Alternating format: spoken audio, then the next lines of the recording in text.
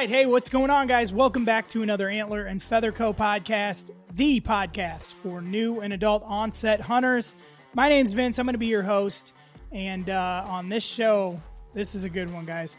In terms of turkey content, especially for newer hunters, this one, you guys are going to love this one. I had an absolute blast. I'm recording this intro after the fact today. I had an absolute blast talking to our guest. He needs no introduction. He goes by Wild Turkey Doc. It's none other than Dr. Mike Chamberlain. We just had an amazing conversation about a lot of things turkey related. I think you guys are going to love it. So let me rattle off some of the friends of the show, and then we'll get right into the content. All right, guys, first and foremost, Buzzard Roost Saddles. Right now is the time to get your butt in a Buzzard Roost saddle. It's the most comfortable saddle, most adjustable saddle that you are ever going to sit in. Use code all caps AAFP10 for 10% off your very own Buzzard Roost saddle. Secondly, Our Grounds Coffee Co. Our Grounds is the official coffee of the podcast. Ed has a roaster on the way. I hear it's on a boat. Should be here soon, and he'll get coffee back out to everybody. Check them out. Use code AFCO, all caps. That's going to get you 15% off your coffee order. Third, More Innovations. More Innovations makes 3D printed stuff for guys who are working on their own bows. They have arrow quivers. They have just all kinds of really cool 3D printed archery related stuff. Check them out at moreinnovations.com. Use code AFCO10. That is going to get you 10% off over at More Innovations. Adams Precision Archery. They are Dustin over there. He's cranking out arrow builds that are looking sweet. Deadly arrow systems. Check them out for all your archery related needs. They just started their own arrow wrap business. I think he's got a printer, so he can make, if you can think it up, he can make it. You can have custom wraps on your arrows, whatever you want to do. So check them out at adamsprecisionarchery.com. Over there, use code all caps AFCO10. That's going to save you 10% on your arrow build with Adams Precision Archery. A brand new one. This company, I've been using their stuff in the woods during turkey season, and you know what? It's held up. I like it. So I'm going to tell you guys about it. It is Quick Camo. Check those guys out over on Instagram or go to their website. It's spelled QUIK Camo. Check them out for basically what I got is they got a lot of cool leafy suit stuff. Tops, bottoms. They got really nice gloves. They got hats that have a mask that kind of flip down and then it stores right back up in the hat when you don't want it down. I wasn't sure about that, but once I actually got out in the woods, it's way more convenient than having to pull a mask up, put it down. You can actually see, you can actually breathe, you can actually hear, which obviously for turkeys, you need to be able to hear and everything. So check out Quick Camo. If you use code AFCO10, all caps over on their website, that'll save you 10% off your camo order with them. And finally, Spartan Forge.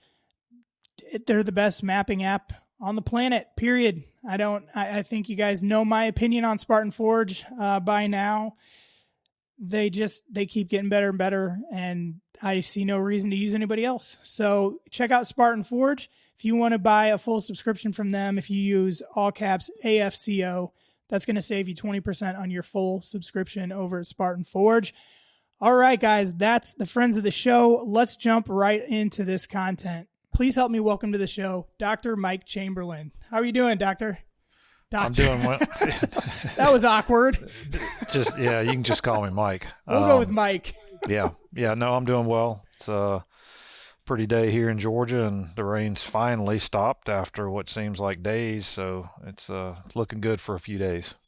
Good deal. Yeah, we kicked off first season in Iowa this week, and the weather, it's absolutely like perfect, blue skies, a little bit of wind, but we like 2 weeks ago we had a blizzard, and then it was like sunny and 75, and I was super excited for it. And I roosted turkeys, a couple days before and the night before, and then the entire 4-day season, I did not hear a single gobble. Ugh. I don't know what happened to them. Like I said, I've kind of got limited knowledge, but it was like they just disappeared. I did have one instance where I was calling. I called a Tom in. He came in silent, and probably about 50 yards, he was behind a downed tree. So I tried to click on my GoPro on my shotgun. He caught me and he was gone. And that was the only experience that I had in first season. So it was a little frustrating, but how's your turkey season going so far? It's been good. I actually haven't hunted here at home at all. I've been traveling quite a bit, doing some film work, and I've been to Texas a couple of times doing film stuff, and have hunted out there and was able to take a couple of birds. And I went to Florida on an invite and did a Wounded Warriors hunt that was really cool, and Oh, awesome. was able to stay and take a bird on my own. So it's been good. Anytime you can go chase birds in the field and spend time with people that have a shared passion that you do is time well spent. Absolutely. And were you hunting Osceolas down in Florida? Yeah. So I've heard, and I think everyone's heard, that are they really that much tougher than, say, an Eastern?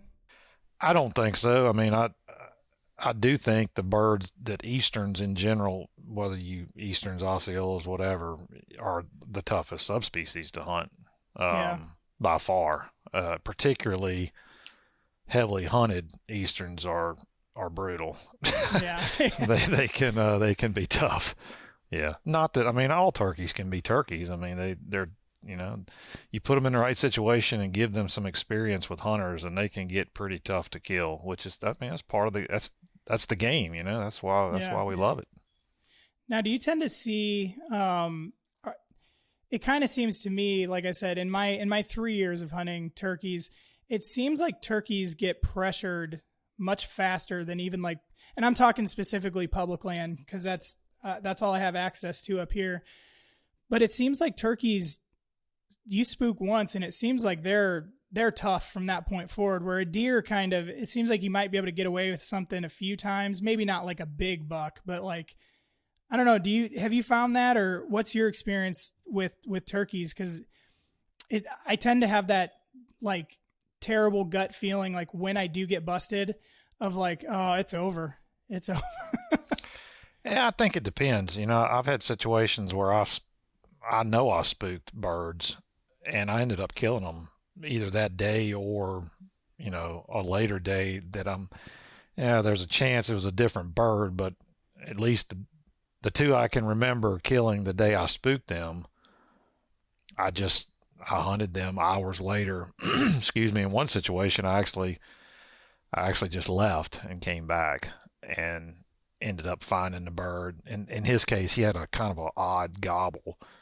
And I found him 5 or 6 hours later, and he was in a totally different part of his home range. And I used a different call and a different kind of different setups, and I ended up killing him. But yes, I think in a general sense, you spook a bird and you've just put a feather in his cap that he never loses. Yeah. Particularly older birds, you got to think about, you're on public land and you're a turkey, in whether it's Iowa or Georgia or anywhere else, you've seen and heard everything. If you're a 3 or 4 year old bird, there's not a situation you haven't been experienced to, and they get hard to kill when it's like that. And each time we screw up, and we screw up a lot. I mean, if you think about everything that can go wrong in a turkey hunt, it's most things. I mean, the chances of you being successful are much slimmer, obviously, than you being a failure. And there's so many, I think probably we screw up more than we could possibly fathom. Yeah. Birds see you, birds, catch movement, birds come in behind you and they're quiet. And, for instance, I just shot a bird in Texas the other day and he never said a word. If I hadn't been looking at him when he popped out, he would have busted me for sure. Yeah. I mean, had I not just seen a glimpse of his head, just a glimpse, as he was way off, and started just sitting there thinking to myself, I'm pretty sure that was a turkey. I'm pretty sure that was a turkey. And the last time I had called was like 20 minutes earlier, and nothing had gobbled. And I'm thinking, okay, if that's a turkey, then he's sneaking in here. And sure enough, it was a bird, and I killed him. And he came in, and he never said a word. And you know how you're sitting there against a tree, and it's dead calm and nothing's gobbled, and you start getting impatient and you move your legs and you move your head. And, Mm-hmm. had I been behaving how I normally would have behaved, and I was at the time, I was shuffling my feet around a little bit and I was uncomfortable, and boom, I see a piece of a head that I think it could have been a cardinal for all I Right. know. It was just a glimpse of red. So yeah, I shot that bird, and I remember thinking that night how I could have screwed that up so bad, Yeah. and probably should have, should have screwed it up, but I didn't. So think about how often that happens. Sometimes, yeah. Sometimes you just get lucky, and sometimes, like I'm not even really sure how because I had my eyes on this bird the entire time, and I try to stay still, and I waited till I was damn certain he couldn't see me to try to just click that real quick. And sure enough, he somehow knew something was up and booked out of there. But you kind of talked about home range, and I would like to kind of discuss that because that's something I'm not sure on. But before we do that, I'm going to say a quick prayer for us. I always open the shows up with a prayer, and then we'll go ahead and hop into the questions I got for you. Okay. Lord Jesus, I thank you. With Easter just passed by, Resurrection Sunday, fresh on my heart. Obviously, I've said it before, I'll say it again. I don't think that as a human being I can fathom the magnitude of that act of love. And for me to say thank you just doesn't even come close to the right words.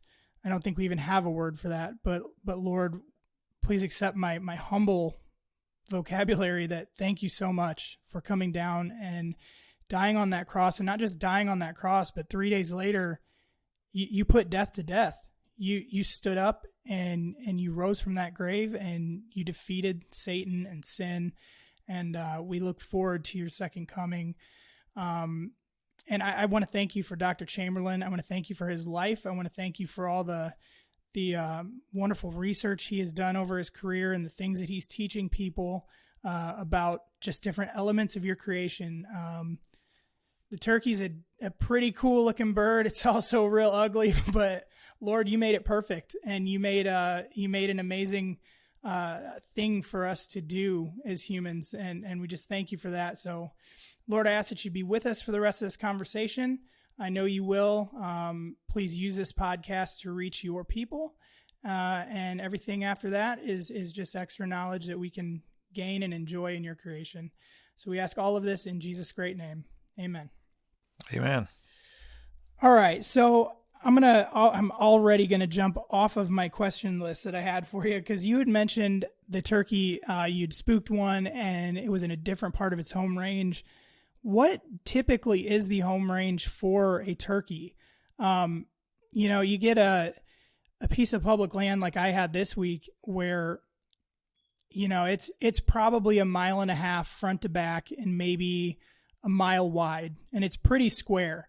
There are creeks and there's a couple terrain features running through, but it's not huge. And when you can't find a bird that, when I was roosting them the night before, I heard 3 or 4 birds. And then the remainder of the week, I can't see anything, can't hear anything. They're not, public land birds, at least where I'm at. I've never seen them in the field. I think they know what happens when they go there. But what is typically their home range? When you spook one, how far are they liable to go? Like if you really, because sometimes, you can spook it and it doesn't quite see or know what you are, and maybe it just runs off. But there's other times where they peg you and they know what you are. How far can they run? They can cover some ground. We've had birds that interacted with hunters that we know they were bumped because we had GPS units that the hunters were carrying as well, and we've had birds that went 1.5 miles after Jeez. that interaction. Sometimes they don't move that far and they just settle back down. I think it probably depends on the degree of interaction, the severity of Right. them being spooked. Their home range, and it really depends on where you are, but in forested kind of eastern range, you're talking 1,000+ acres for their spring home range. Okay. Average is about 2,000. So if you think about it, and there really aren't any average toms. Right. Some have, small home ranges, some have large, but if you're dealing with a few hundred acres of land, you got to understand that you're sharing that bird with, numerous other neighbors. Mm-hmm. Think thousands, not hundreds of acres. Yeah. When you do spook one, what is your best course of action? I'm asking from a new hunter's perspective who, I've gotten a little bit better in terms of woodsmanship and getting through the woods without being, just a bull, whatever that saying is. I can't bull in a china shop. Bull in a china shop, yeah. My first year out, it was terrible. But, I've learned to kind of move around. I've learned the terrain better. So I feel like I can navigate a little more stealthy. But, what's your best course of action if you do bust a tom? I don't think there's really I think it would be situation specific. I would say, don't bother continuing that, wherever you're at. I mean, that bird's headed elsewhere into his range. It may not be that far, or it may be, like we said, it may be some distance away. I think your best approach is to get out of there and try to figure out, what's the bird doing? Where would the bird go as part of his normal daily routine? Not where did he head when I spooked him, so I'll try to cut him off, or Right. But like, where does this bird spend time? If you spook the bird right out of the roost, first thing, then you can probably count on that bird not returning to that roost site that night. So where else have I heard birds in the area roosting? Maybe I'll check that out the next time I'm out. If you've got a bird that maybe he saw something he just didn't like, and he didn't go flapping off, running off, cackling, or cutting, or anything like that. There was no putting, alarm calls, or anything. He just kind of melted away as if he saw something he didn't like. That takes a little bit of experience, but in those situations, I personally don't think that it's that big of a deal. The bird saw something, he wasn't sure what it was. And I've seen this a number of times where I've had birds that they got to me, and maybe I was silhouetted, or they got to me and they came in the wrong direction, or they backdoored me. They didn't putt. They just melted away as if, something's not quite right. I think in those situations you've got more liberty than in a situation that, the bird comes in, sees you putting your GoPro on your gun or whatever, putts and runs off. You just educated that bird. So I don't know if this matters at all. This is just me speaking. But in what I have done, and I try to do this a lot, is I will use different calls from one day to the next. I was just on a hunt. I'm sure the guy doing the film work was like, what is this guy doing? I had a slate call, and I was making these real raspy, almost, didn't sound really good, but I was trying to be different from the hunt the day before in the same area, trying to, mix things up and not sound like the same bird that this guy had heard the day before that he didn't come to, by the way. He didn't play the game. So I think it just depends on how severe the interaction they have with you is. If it's no big deal, then just, maybe try to identify where he's headed and become part of his day. And as a new hunter, that's what I would tell everybody. If you want to be successful turkey hunting, be part of their routine. It doesn't matter how good a caller you are. It doesn't matter decoys. I don't care. Be part of their day. Scout. Figure out where they want to be naturally. And if you can do that, then you're going to be more successful. Whether your calling is marginal or you're a world champion, if you are where they want to be and you're part of their routine, and you sit still and you're patient and you don't push things, don't force the issue, then you're more likely going to be a lot more successful than not being part of their routine and asking them to change what they've been doing for the past days. These birds have really strong fidelity to where they breed. And what I mean by that is they have places they go every year, and it's generational. So a 2-year-old Tom that's with his brother or a buddy, they're going about their lives the same as the deceased Tom that was occupying that area before they ever were hatched.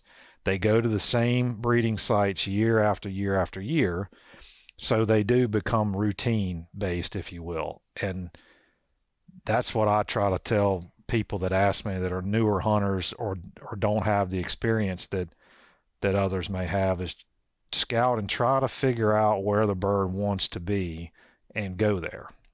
That's really great advice. Generally you just, all the information on the internet is kind of how to call. You know, here's 5 essential calls. You got to know how to yelp, cut, cluck, purr, but here's how to set up decoys.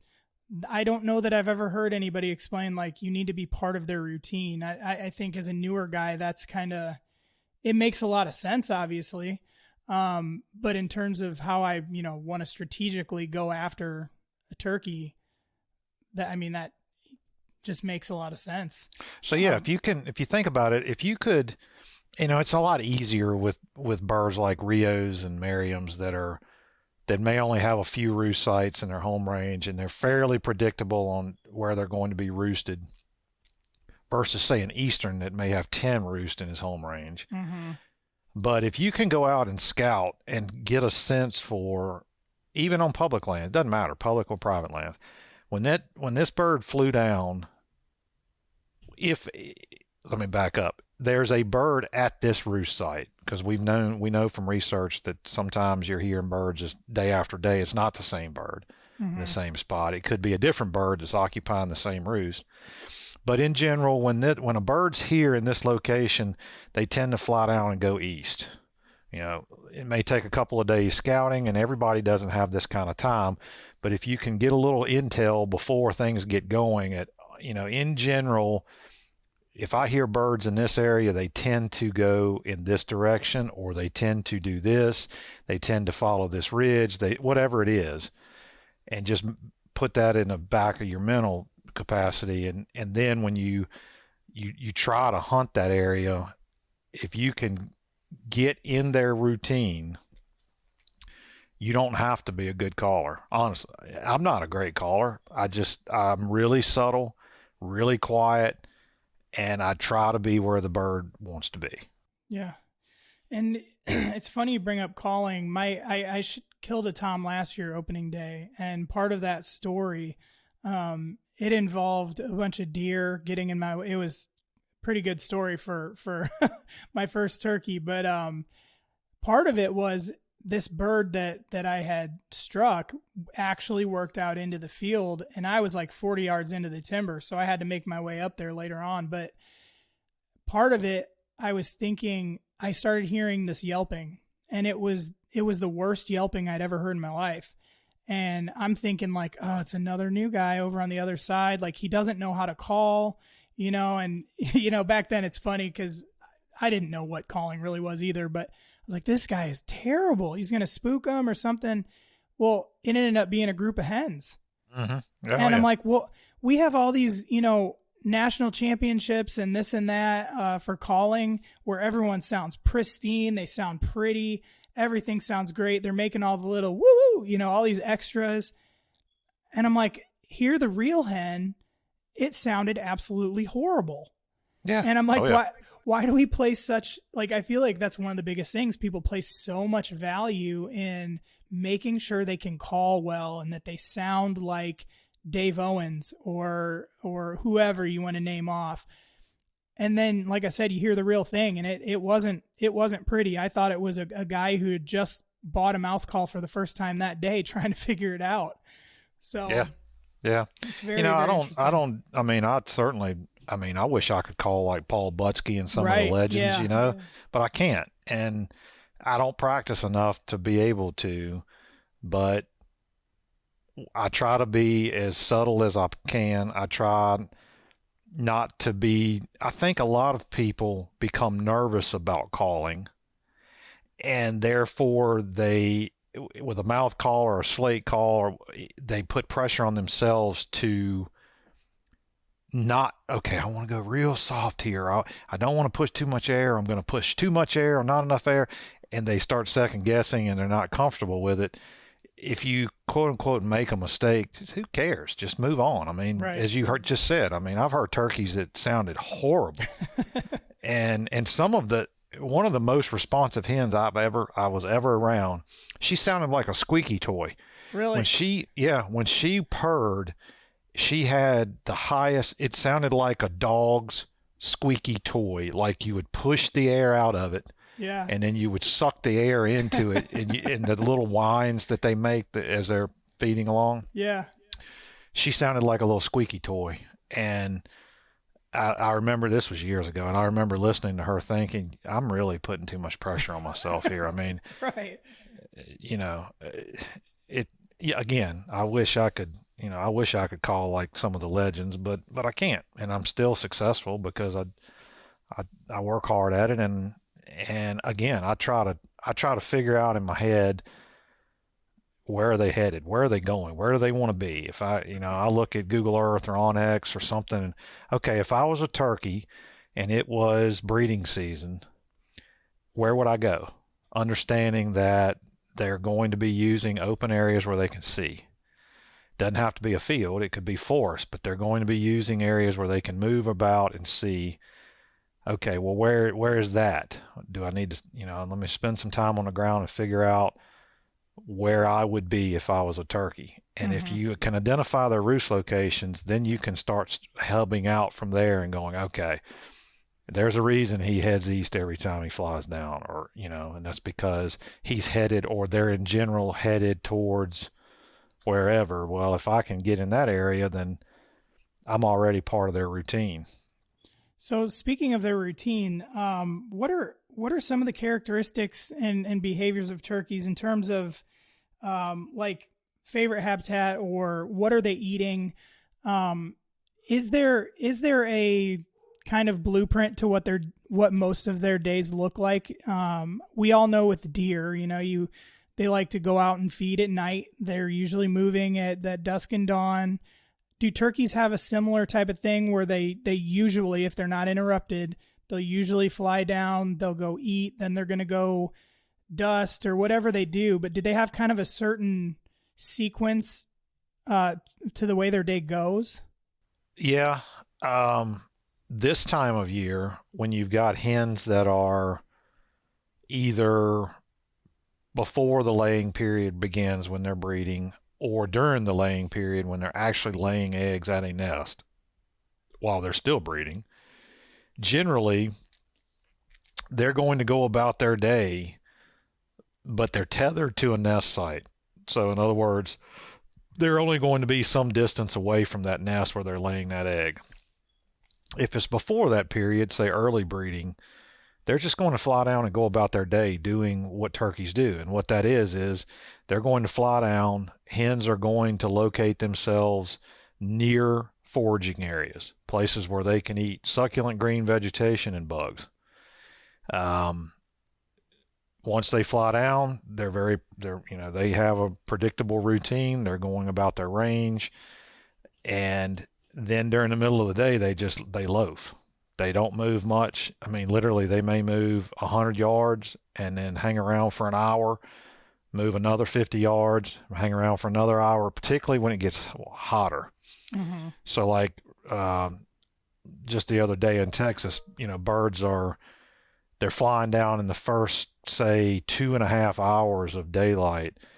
They're active, they're moving, they're trucking it around, and then suddenly 10 o'clock, 11 o'clock, I mean, they're sitting in the same areas, and birds would continue to gobble during the middle of the day, but they were literally in the same places.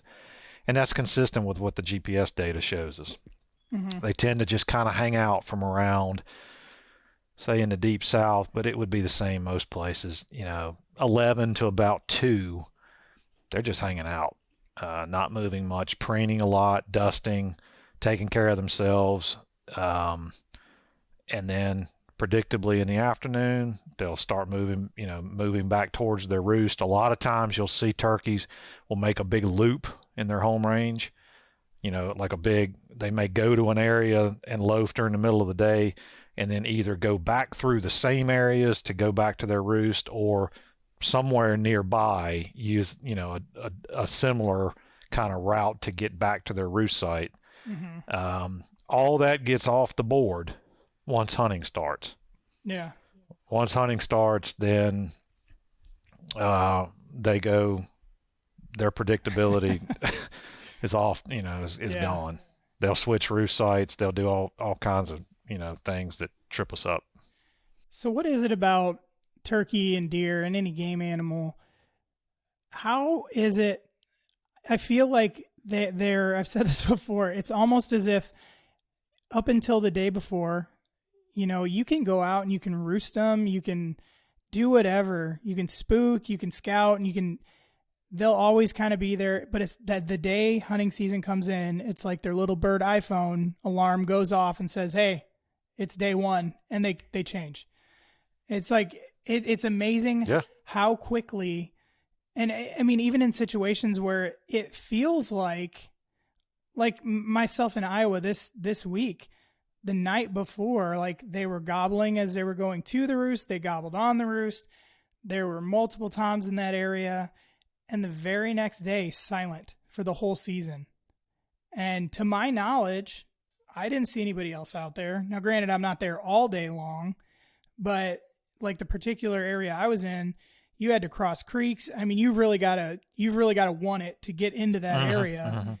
And it's like they disappeared, like they were abducted by aliens or something. Yeah. It's spooky too, because it makes you wonder.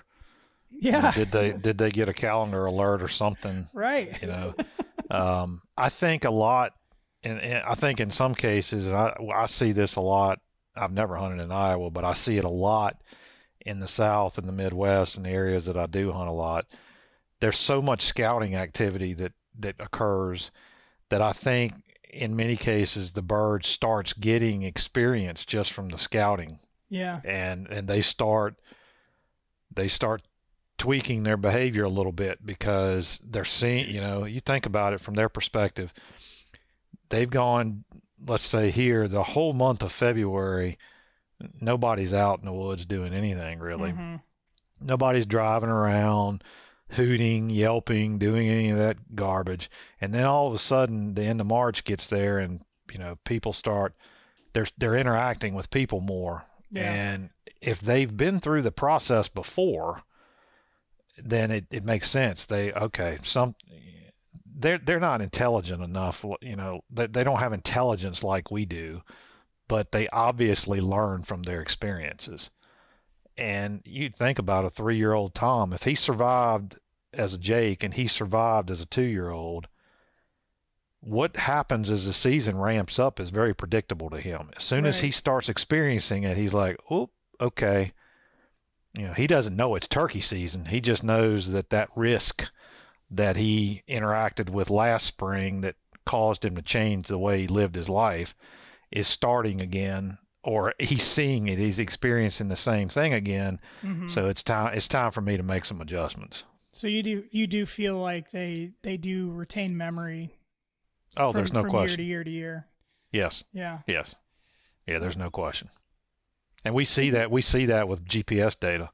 Birds that will stay on a certain piece of property, and the day the season opens, they'll move a mile away multiple years in a row. Really?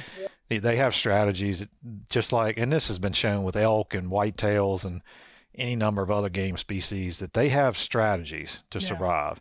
And the ones that survive, those strategies, they repeat those strategies because it's successful for them. Yeah. So let's talk a little bit about scouting. I think everyone, I know just from what I've what I've learned, it kind of seems like guys go out, they're walking through the woods, they're owl hooting or they're crow calling, whatever it may be, maybe during the day and at night. Is there a more efficient and I guess safer way to scout for turkeys? Or I guess for a new guy, what would be your best scouting advice so that they don't really risk blowing an area out before the season even starts? Or you just show up on a new piece of land or something you haven't hunted yet and you want to kind of get familiar with it. Yeah, what I try not to get in the woods if I can help it at all. If I can listen from some place that will allow me not to have to go into the block, or if I can identify on a map, it is very unlikely that a turkey is going to be roosted in this area. Then I may access through that area to get to a point and stay in that area where I'm so here's an example down here, a 12-year-old pine plantation that hasn't been thinned. Turkey's not roosted in that. So if that's a place that I can access through, get close to the edge of it and be able to scout 1,000 acres of potential roosting habitat, then that's what I'll do rather than trying to work through areas that turkeys could be in, because I don't want them to know I'm there and I don't want to spook any.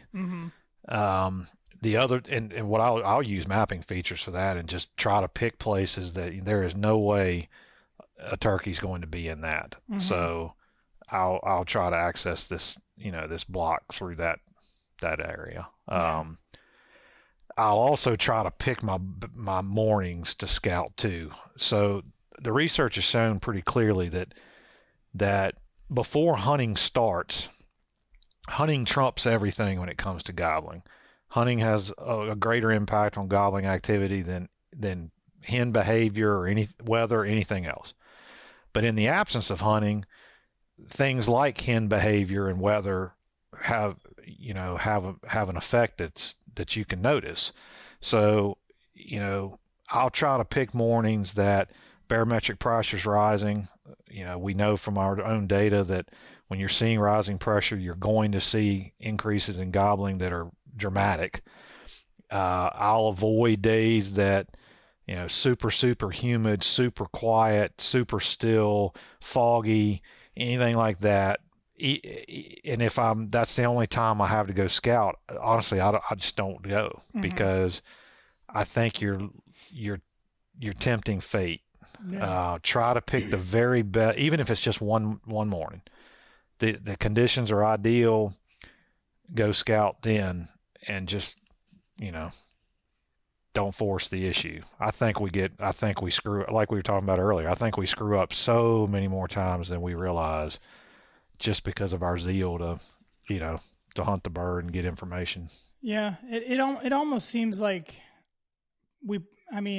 looking back on kind of the way I've done things, it almost seems like I place more energy towards looking for turkey sign than the actual hunt of the turkey, Yeah. So would you generally say, like, because guys will say when you go out, you look for a roost tree, so look for turkey droppings, look for scratching, things like that. You're not really concerned with that. You're not trying to go find that type of stuff. Nope. What I'll do is, what I want to know is, where are birds going to be roosting during the spring breeding season, and when they fly down, what are their potential paths away from that roost? Because if in general, let's say a bird that's roosted over this slough is either going to go north or southeast, let's just say. Well, then you've got options. You can do a lot of your scouting without being on foot. Okay, so if they're going southeast, and you only need to be standing close enough to hear the bird gobble in the tree, and then hear the bird gobble on the ground once or twice to know, okay, he's headed southeast. Well, that doesn't mean he didn't turn and go back the opposite direction after you left, but nevertheless, you've got him intel to tell you he headed in that direction. Okay, well, where is he headed? Where Right. could he be going? And I think a lot of that can be obtained during deer season or during the winter. I mean, you can go to areas and see, this is a big hardwood flat here. That there's red oaks everywhere. There's white oaks. That's going to be an awesome place come March or April. That's just my philosophy. I try to do as much intel outside of the time that I want to be hunting the bird as I can. Yeah. I think that sounds like the better way to go about it. It's a lot safer that way. So transitioning, I kind of told you off camera. A lot of times we talk to people like yourself who have, a pretty big stake, like in hunting, or in your particular case in turkey hunting and research. We know you, we know your name. We can't wait to see Turkey Tuesday, but we don't really know, how did you become Wild Turkey Doc? So I'm kind of curious, like when was it in your life that something clicked that, you wanted to pursue the path that you did? How did you get to where you are now? A lot of luck. Yeah, I was just a suburban kid that grew up in Virginia, and my dad was a diesel mechanic, owned his own business, and he worked like a dog all the time. My dad was the hardest working person I've ever been around. And you couldn't hunt on Sunday in Virginia at the time, and so Saturday was the only day that I could spend time with my dad. And my dad loved to hunt, he loved to fish, he loved to do anything outside, water ski, cut grass, and we're cut from the same cloth. Mm-hmm. Anything to be outside, hate being inside. And so I grew up hunting and fishing and pooting around in the outdoors, with anything to be with my dad, because that's the only time I got to spend with him. And I would say I was probably an avid but not fanatical hunter as a young person. And then as I got into high school and I was able to get a driver's license and I could start hunting with my buddies, I started being more successful. I started learning. I could go to different places. I could see different ground. I could go to different places, and I got infatuated with anything. I'll hunt anything. But I really got into turkey hunting after I got into grad school, ironically studying turkeys. I was I'd say, interested turkey hunter as a teenager. I fall hunted a lot. Spring hunting wasn't really a big thing. That shows how old I am. But we used to hunt a lot in the fall. I killed a lot of turkeys in the fall. And then I get into grad school, and when I went to grad school, and this is a true story, I was offered 3 different positions. Like, I could work on 3 different projects. And the options were a wood duck project that I really wasn't interested in, a squirrel project of all things that I certainly was not interested in, and a turkey project. And I thought, man, I really love hunting turkeys. They're interesting birds. And that was it. I showed up as a graduate student, the day I caught my first turkey, that was it. Yeah. I realized how, from tracking them and spending time around them, trying to catch them, how frustrating they are. I became infatuated with their behavior. I did my PhD work also on turkeys. And in that project, I studied a lot of predators and how they were interacting with turkeys. I collared bobcats, foxes, coyotes, raccoons, and I tracked all those predators at the same time I tracked turkeys. And what I realized is it's a damn wonder we have turkeys. As many things that's out there that wants to eat them. And luckily, I walked into a faculty position at LSU and was told the day that I was hired, you can study anything you want as long as you can get the money to do it. And I've had agencies that would support me from the day I stepped out of grad school, and it takes a lot of money to do the type of work that I do. And I've just been fortunate that I've been able to spend my entire academic career studying turkeys. I've studied turkeys for 30 years now, and it's been a blessing to be able to do that because not many in my field get to do that. Right. So that's kind of how it came about. And about 10 years ago, I started realizing that there weren't many of me left. The stalwarts of the George Hurst and the Lovett Williams and the Larry Van Gilders and the Bill Porters and the people that laid the foundation for me to be able to do what I do, they were deceased or they were retiring or they had moved on to other challenges in their life, and there just weren't many people focusing on turkeys anymore. And that's when I really started trying to push my attention towards I want to do everything I can for this bird before I step away from what I'm doing. And that's why I started posting on social media. That's, trying to communicate science to people that are interested in this bird, that share a passion for it, because at some point I'm not going to have that voice anymore. And I want to do everything I can before that day comes. Now, is it a matter, do you think, of people just not being interested in that specific research, or is it just not really a field that's easy to get into?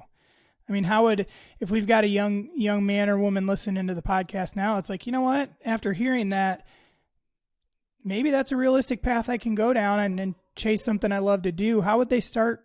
How would they go about doing that? Yeah, I mean, to be honest with you, there are not a lot of young people, academics, that are interested in turkeys or don't appear to be. The ones that are, right now I've got my graduate student lab is the strongest I've ever had. I've got incredible men and women that are just super passionate and brilliant working for me, but it's hard to find people that are really truly interested, not passively interested, truly interested in this bird. Some of that is just the stigma of game species, as crazy as that sounds. A lot of the people in wildlife ecology and wildlife science have interest in non-game species, and it is hard to find students that have a strong interest in a hunted species like a turkey. I would say if you're interested in it, you got to think about graduate school. I tell high school students that ask me this in the past, how do I get into wildlife biology? Let's use a general term. Well, one, you're going to go to college and you're going to get a 4-year degree, but you need to be thinking from the day you walk on the campus as a freshman that you're actually doing a 6-year degree. Because if you don't go to graduate school and get a master's degree, your career advancement potential is not where you want to be. And when you tell students that, some students are like, oh, hell, I don't want to go to school 6 years. I went 10. I went 10 years in a row to get a PhD, and I wouldn't change anything. But that's how you get into the field. You go to a good undergraduate program, and there are many in this country, and you do the best you can, and you think right out of the box, I need to position myself for graduate school, and that you can make it happen. I did. I wasn't the brightest guy in the world. I didn't have the highest grades. I didn't have the highest test scores. I was never the smartest person in the room unless I was alone, but I worked harder than everybody around me. And yeah. The reason I did that is because I was never the smartest person. I was never the top student in any class. But I made a commitment that the way to win in life is to work hard. Yeah. If you work hard, you can accomplish damn near anything if you work hard. So I just made a decision. I'm going to work harder than everybody around me, and the cards will fall where they may. Yeah, absolutely. I'm curious, what when you went into college, what was your original, were you going into, you knew you wanted to do something wildlife related, like in your undergrad? I did. Honestly, from the time I'm not just making this up. I'd say from the time I was 10 years old, I knew I wanted to be a wildlife biologist. And the reason was I hunted at a hunting club with my dad, and one of the members was a wildlife biologist. And he would explain like what he did, as part of his job. And I was like, man, that is super interesting that he gets to do that for a living, that Yeah. he deals with not critters. I mean, you deal with people more than anything, but he gets to live this life where he's thinking about the outdoors all the time. Yeah. And how animals work and how they behave. And I just thought that was such a great way to make a living. And as it turned out, what he did, I wouldn't even want to do at this point in my life, but he sparked enough interest in me to say, that's a way to make money. And I remember being told as a young person, you'll never make any money doing that. And I will tell you, if your goal is to make money, do not go into wildlife biology. Right. It's not a career path that's overly lucrative, but it is rewarding for sure. Yeah. Did you have a specific, before you took on that turkey project, did you have a specific aim in your mind? Like, deer. I wanted to work with deer. Yeah. And I'm still a fanatical deer hunter, not like I was a few years ago and before, but I love to deer hunt. Yeah. And I love to be around deer. I love it's different than turkey hunting, patterning a deer. And turkey hunting is a personal engagement. You're calling the bird, but you don't know from one day to the next, in many cases, that you're actually interacting with the same bird you have before. A lot of times we go out and we kill a bird and we may have never hunted that bird before. Mm-hmm. We just got lucky or whatever.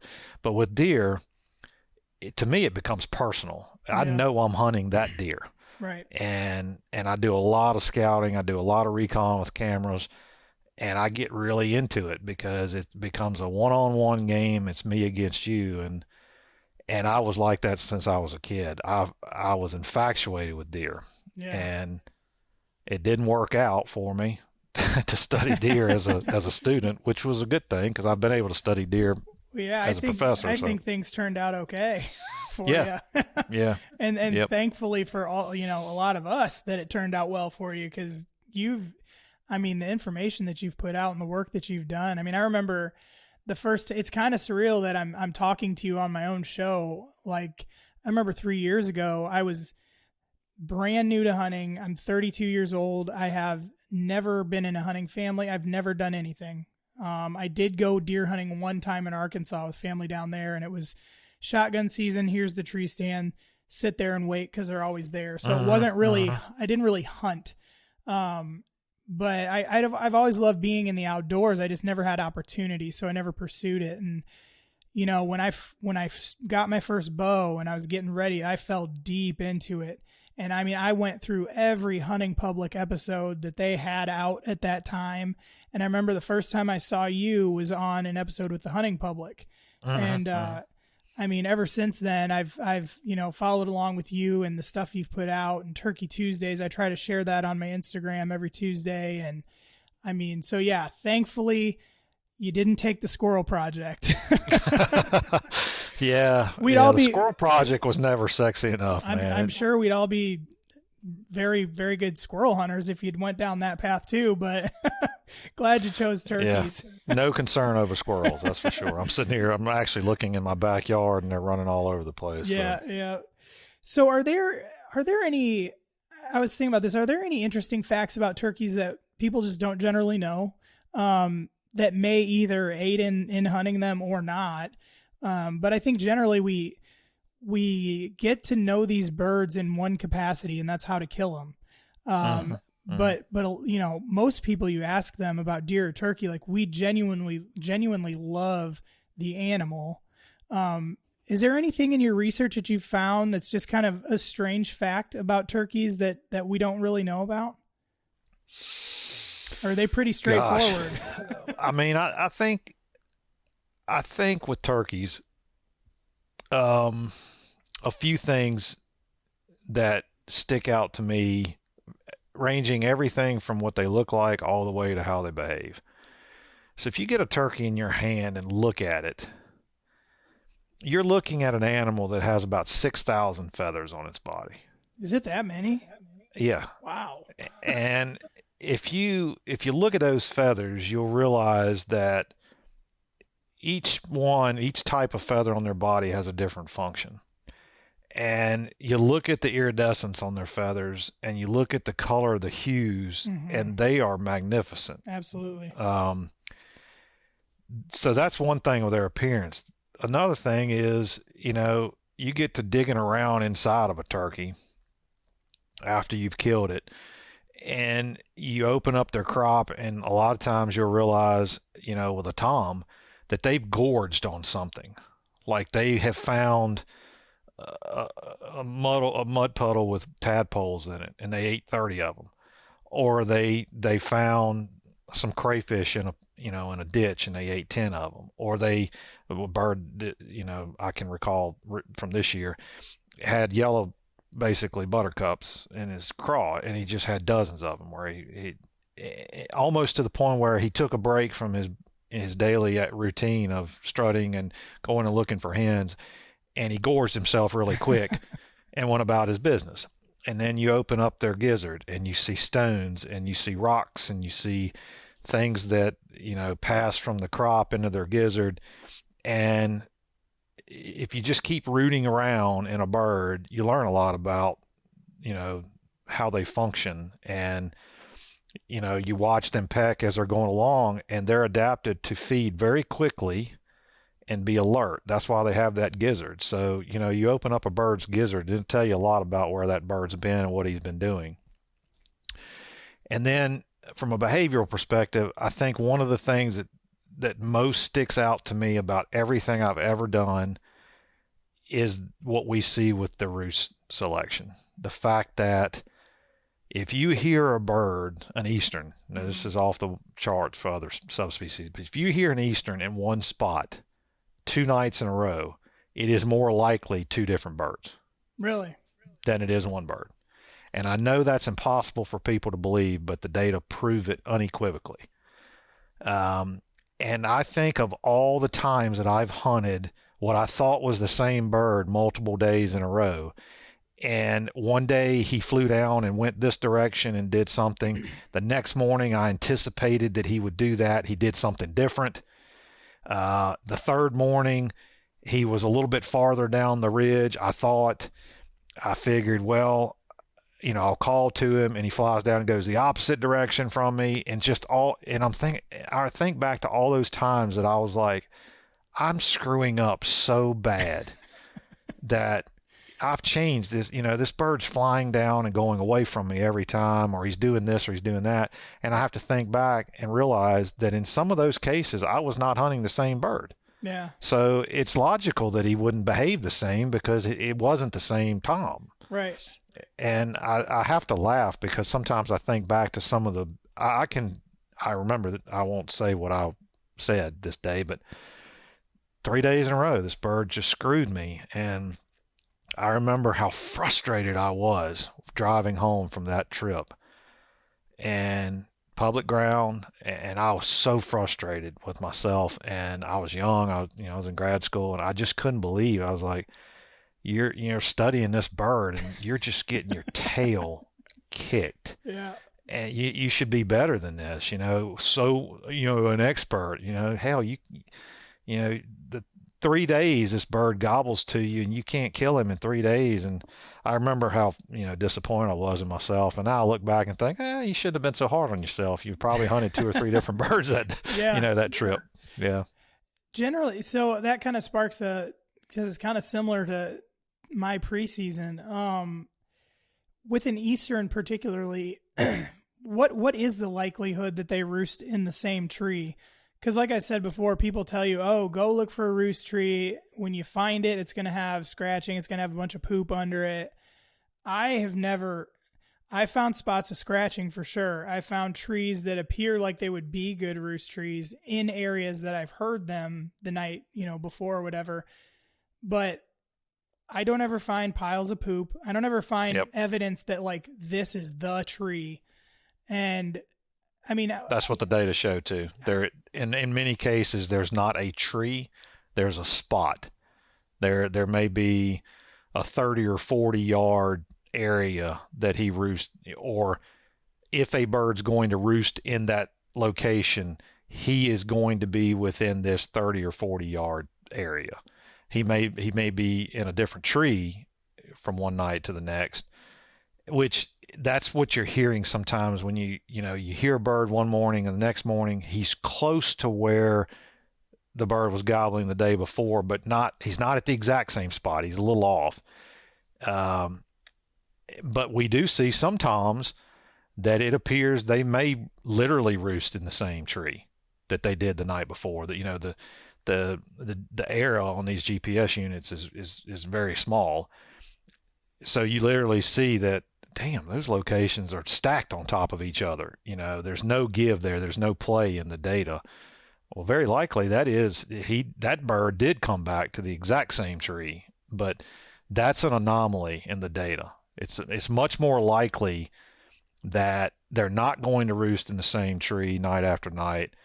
And if you do hear birds in the same general location, that it's just as likely, if not more, to be a different bird. But to your question, it looks to be much more likely that it's just an area that they roost in. And that, what's interesting, is something you just said that I'll throw out there. We don't see roost like this bird does. If you go look at places where they roost, Easterns in particular, and Rios and particularly Rios are very different. You can go to areas that Rios roost in, and once you see it once, you're like, okay, that's a roost tree. I mean, that's a cottonwood, But in Easterns, it appears that these areas that they're in, call it, an acre. Every time a bird roosts in this 1 acre, he may be in 5 different trees in that acre. But we think that what dictate, and that spot doesn't look any different to you and I than the next acre.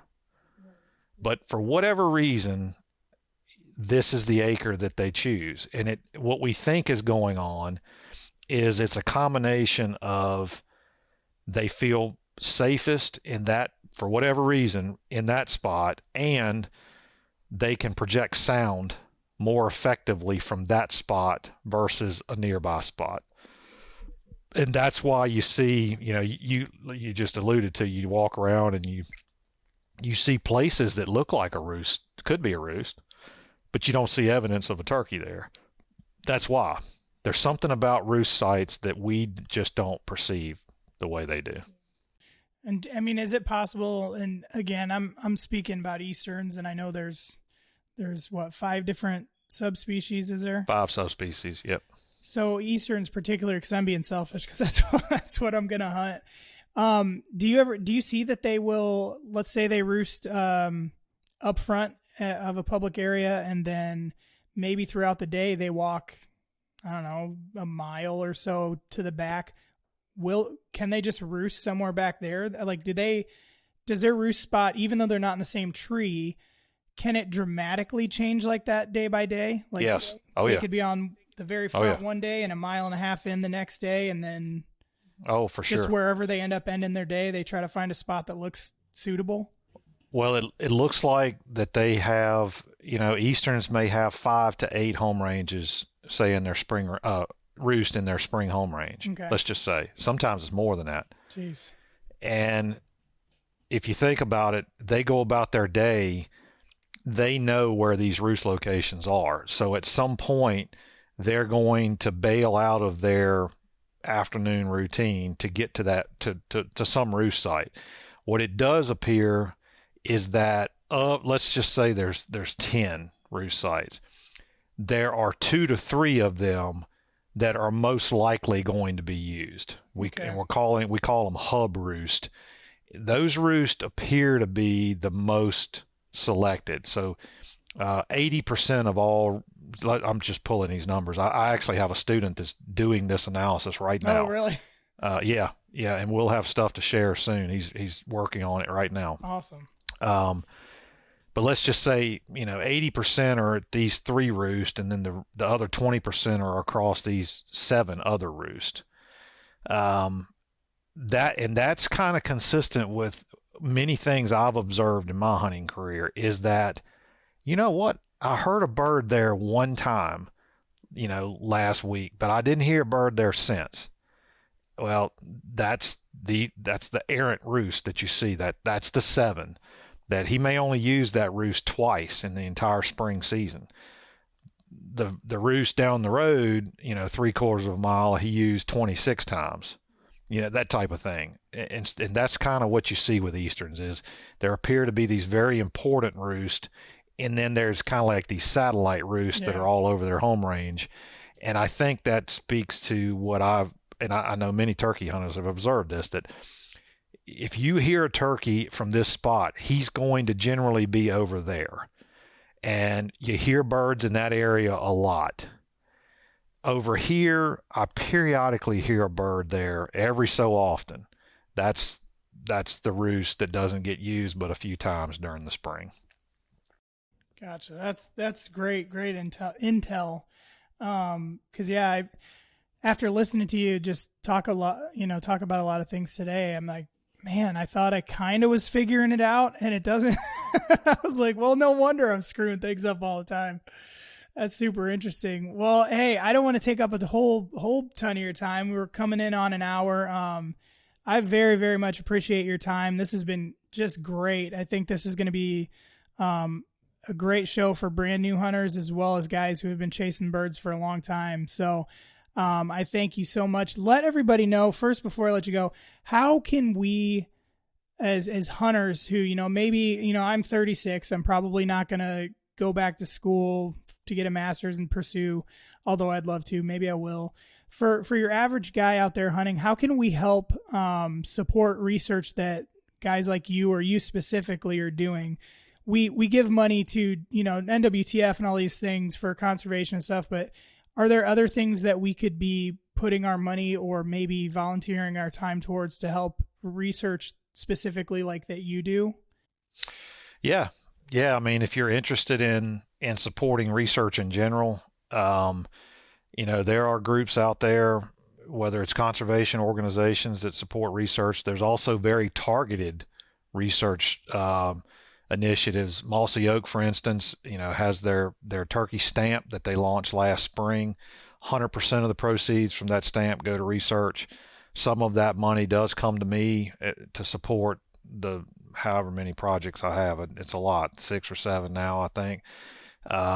So yeah, there are ways you can contribute directly. If your primary interest is in the stuff I do, I have donors that contribute. I have people that literally have sent check for $100 and I've had people send a check for $10,000. Anything that you want to contribute is appreciated. If you at a state level, just support your state wildlife agency. Buy those licenses, put that money in the economic engine. If you're in a state that has turkey stamps, for instance, buy 2 of them. If it's a $15 stamp, try to buy 2 if you can afford it. If you can't, that's fine. But if you can, buy those stamps, because most states are using those stamp monies for research and to support turkey management programs within their state. So, the other thing I'd tell you is if you're a public land hunter and you don't own private land, try to find somebody that you can influence that does own private land or can manipulate private land. Put the science in front of them, help them understand how to improve just one thing about that property from a turkey's perspective. And if everybody that chased turkeys to kill them would put that same amount of effort into identifying a piece of land that they could influence in some way for a turkey, that would be impactful to the bird. Awesome. Yeah, and to your stamp I've been buying. I buy them where I can, but specifically, I have family in Arkansas, and I always buy theirs every year because Arkansas. I don't know what the actual numbers are. You may know, but Arkansas's got like 3 turkeys in the whole state right now. Well, it's bad, and I'm gonna knock on wood here. The last 2 summers, production has been a little higher. It's still bad, but the last 2 years, brood surveys have been better than they were in the previous 4 or 5 years, and that's a good example because Arkansas's stamp money has been a glowing success. They're able to take that money and directly put it into prescribed burns on WMAs, forage plots, timber stand improvements, things that are help. And it's not just helping turkeys; it's helping a variety of species. But yeah, South Carolina. I mean, there are other states that have these stamp initiatives. Mossy Oaks is just it's a more general program. Mm-hmm. It's hey. If you want to buy a stamp, 100% of the money goes directly into research. They have their gamekeepers grants and the reason I'm touting this is because I work with Mossy Oak closely on this stuff, and all they want to do with that stamp program is they want a pot of money that they can then go out to researchers like me and say, what can we help you with? What can we give you $10,000 to help you do something that your grant money otherwise can't provide you? And to me and I've explained this to them, donations from donors are huge because what that allows people like me to do is to do things outside of a grant contract. In other words, if I'm working under a grant, let's say an ATV blows up, and I don't have money in the budget to repair an engine on an ATV, but that ATV is critical for my field staff to be able to do their job.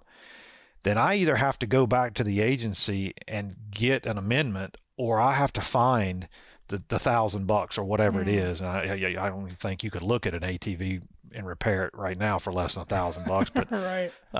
But man, having those donations like that, they're called unrestricted funds, and what that means is the university doesn't tell me how I can spend it. Yeah. Because the donor is giving it as a donation to the program. So those are huge for people like me because it gives us so much flexibility to fix things that pop up that are our problem, and there's always a problem. I mean, you got these young people are working out in the woods.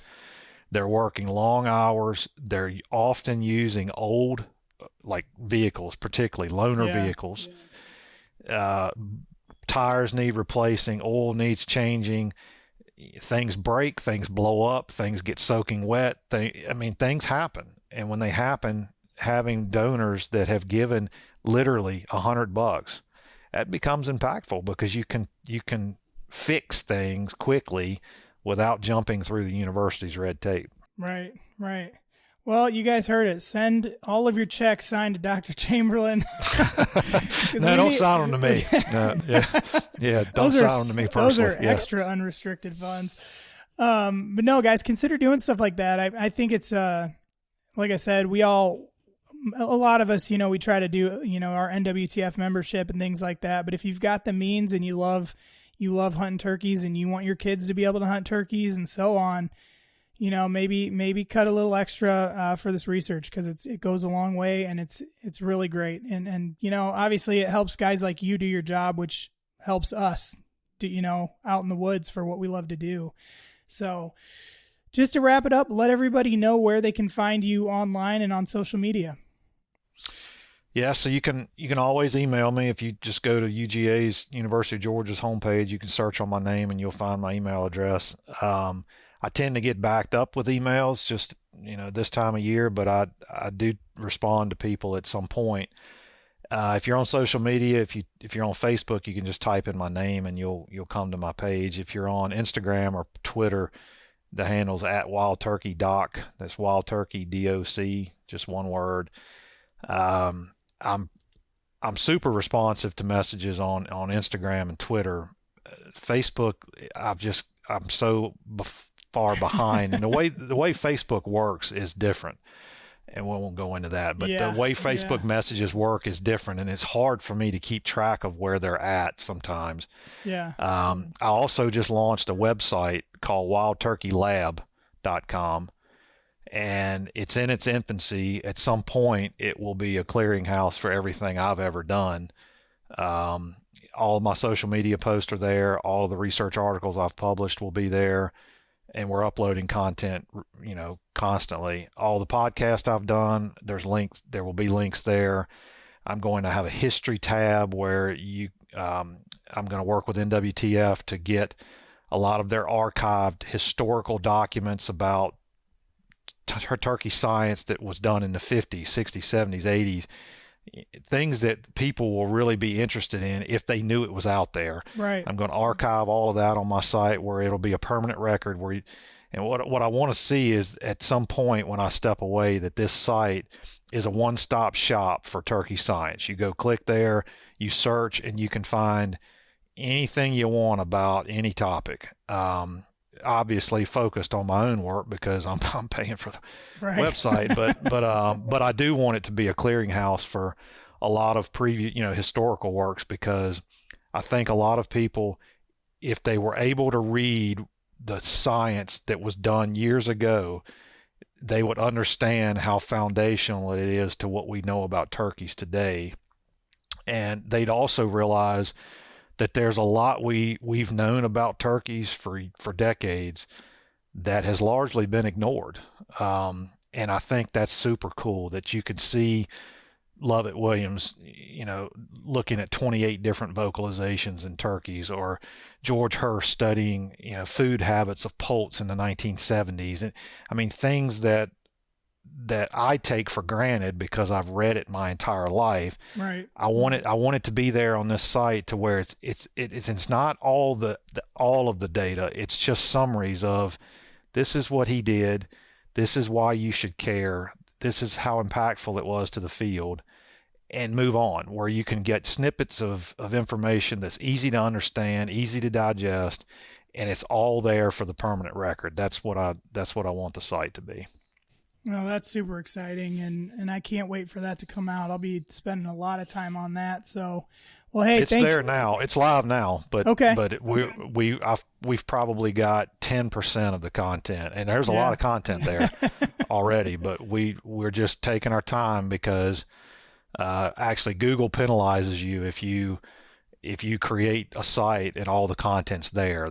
Really? So yeah, it needs to be more organic. So we're taking our time and putting a few things at a time out so that we don't get penalized.